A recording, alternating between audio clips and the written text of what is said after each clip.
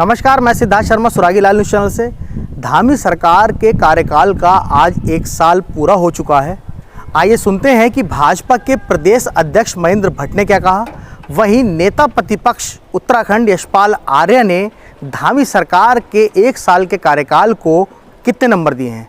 आइए सुनते हैं क्या कहा। सुरागी लाल न्यूज़ चैनल में आपका स्वागत है सर। आज धामी सरकार का कार्यकाल पूरा 1 साल का हो गया है।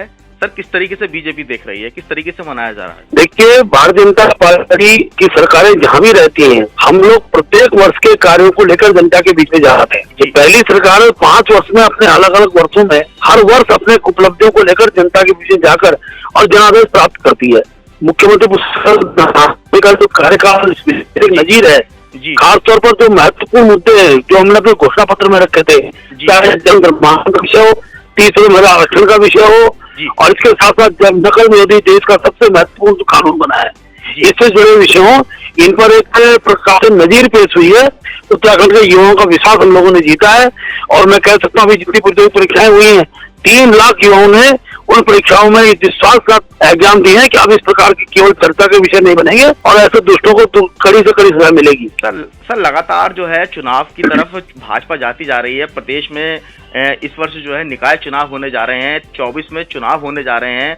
किस तरह से भाजपा की तैयारी है जनता के बीच में, किस तरह से सर पकड़ बनाने के लिए भाजपा जो है कार्यकर्ता को हम लोग केंद्र सरकार की उपलब्धियां हों, राज्य सरकार उपलब्धियां हों, हर विषय को लेकर जनता के बीच संवाद स्थापित करते हैं। हमारा संगठन बूथ स्तर तक है। बूथ स्तर के संगठन के आधार पर उनमें उत्साह खड़ा करना, कार्यकर्ताओं के अंदर उत्साह का माहौल तैयार करना, ये हमारे कार्य की रचना रहती है। हम प्रदेश सरकार की उपलब्धि और केंद्र सरकार उपलब्धियों को लेकर हम प्रत्येक सत्र के अंदर बूथ तक जाने वाले हैं। जी सर, अगर धामी सरकार की अगर बात करें, चूंकि आप प्रदेश अध्यक्ष हैं, तो ऐसा कौन सा कार्य आप मानते हैं कि जो राज्य बनने के बाद से नहीं हुआ था लेकिन धामी सरकार में वो फैसला लिया गया? सर देखिए, सबसे महत्वपूर्ण था कि केवल नकल की चर्चाएं होती थी, इन विषयों को ऐसे जो लोगों को जेल की सलाखों में डाला जाए। और मैं कह सकता हूँ कि पहली बार देश का सख्त कानून बनने के बाद और ऐसे लोगों को सजा देने का काम उत्तराखंड की जो प्रतिभाएं हैं उनको कुंठित होने से बचाए, इस राज्य के लिए बहुत बड़ी बात है। दूसरा देवभूमि है, के अनेकों प्रकरण होते थे जिस सरकारें मौन रहती थी। आज मैं कह रहा था उसके धामी जी ने ऐतिहासिक निर्णय लिया है और देवभूमि का जो तुल्य स्वरूप है वो है, इसके लिए संपूर्ण लोगों को प्रयास करने की आवश्यकता है। सर, धामी सरकार का 1 साल का कार्यकाल जो है वो पूरा हो चुका है, तो अब बीजेपी किस तरीके से उसको जनता के बीच में जश्न की तैयारी कर रही है, किस तरीके से मनाया जाएगा? हमने जहाँ सरकार आज सभी जिला मुख्यालय पर विकास का विमोचन कर रहे हैं, वहीं हम लोग 24 से लेकर 30 तारीख तक तो मंडलों के अंदर बहुत से शिविर लगे, उसमें कार्यकर्ता जिनको उसका लाभ मिलना चाहिए उनको लेकर उन शिविरों में लेकर आएंगे। इसके साथ सरकार की जो उपलब्धियां वो घर घर दरवाजे पहुंचाने के लिए हमने अपने शक्ति केंद्र के संयोजकों को, बूथ के अध्यक्षों का है, हर घर संपर्क सरकार की उपलब्धियों को लेकर प्रत्येक दरवाजे तक जाएंगे और सरकार के किए गए कार्यों से जनता को अवगत कराएंगे। सर, सुरागी लाल न्यूज़ चैनल से बात करने के लिए आपका बहुत बहुत धन्यवाद। बहुत धन्यवाद है सर, बहुत धन्यवाद। सुरागी लाल न्यूज़ चैनल में आपका स्वागत है। सर, आज धामी सरकार का 1 साल का कार्यकाल पूरा हो चुका है। सर, विपक्ष किस तरीके से देख रहा है सर सरकार के कार्यकाल?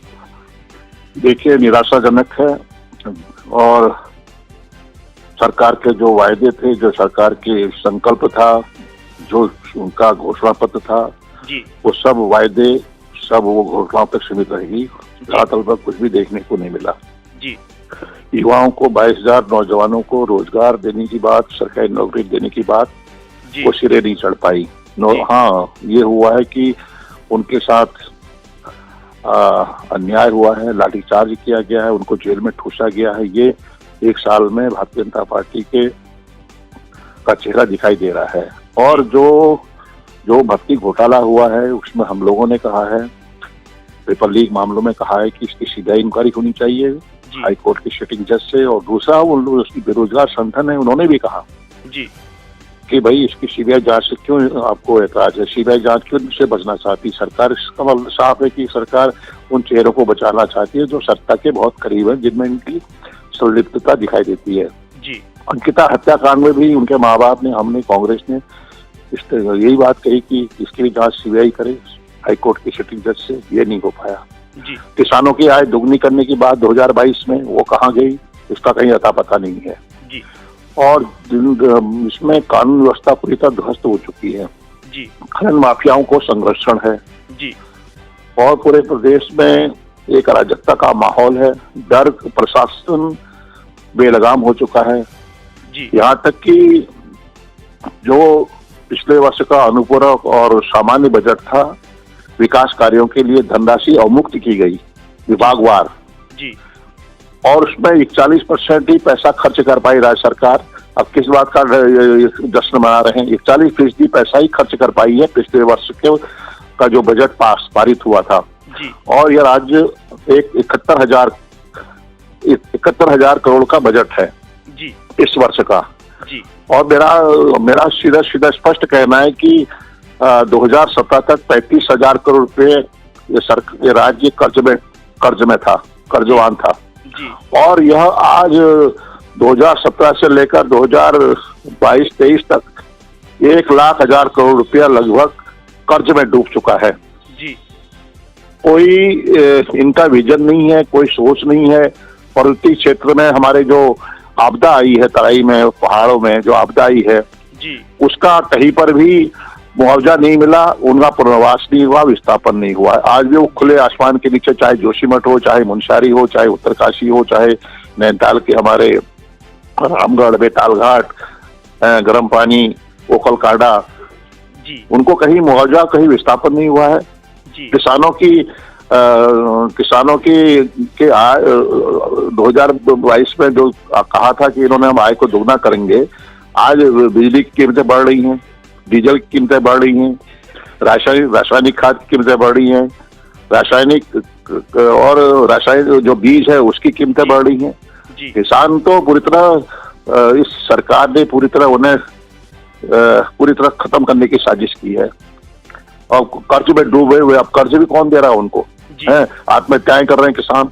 जी तो ये पूरा, और दलित और शोषित समाज के साथ जातियां बढ़ गई हैं। उन पर हमले हो रहे हैं, लगातार अखबारों में देखिए कि लगातार हमले हो रहे हैं। सरकार खामोश है, उनके मंत्री खामोश हैं, कोई बोलने को तैयार नहीं है। आखिर सरकार किस दिशा में ले जाना चाहती है इस राज्य को, ये समझ से परे है। लेकिन मेरा स्पष्ट कहना है कि राज्य सरकार पूरी तरह फेलियर हो चुकी है। सर, लेकिन राज्य सरकार की अगर बात करें तो उनका साफ तौर पर कहना है कि नकल विरोधी कानून जो है वो लागू किया गया, तमाम ऐसी योजनाएं बनाई गई जिससे जनता का जो भला है वो पूरी तरीके से हो सके। लेकिन सर, विपक्ष जो है एक भूमिका लगातार सदन में भी उठाई आपने, लेकिन आखिर सर क्या वजह रहती है ऐसी कि जो सरकार विपक्ष के सवालों का जवाब नहीं दे पाती या विपक्ष कमजोर रहता है? सर, हमारी भूमिका